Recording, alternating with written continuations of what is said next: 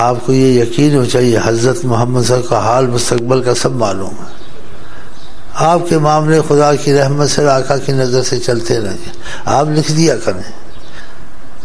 لیکن جو لوگ اتنے سمجھدار نہیں ہے، اتنا نہیں ان کو اس چیز کا فہم ہے، وہ بیچارے کتنا محسوس کرتے ہوں گے ہمارا خط مہینہ ہو گیا، 15 دن ہو گیا، جواب نہیں آیا، یا ہمارا مسئلہ حل نہیں. ان کا مسئلہ حل ہو گیا. جس سے قلم اٹھائی یہ یقین رکھیں، لکھنے کی، اور لکھا بھی نہیں، نیت سے لکھوں، اس کا معاملہ اللہ کے نبی کے پاس پہنچ گیا. اس لیے ہماری کوئی بزرگی کرامت نہیں ہے، ان کا تو فضل ہے، ہم پہ کرم ہے.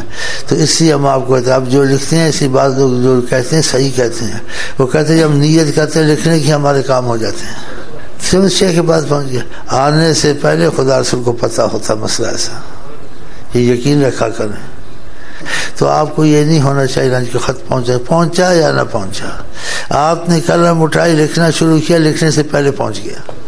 تمہاری زبان سے لفظ ابھی نکلے نہیں، ان کو سب پتہ چل گیا.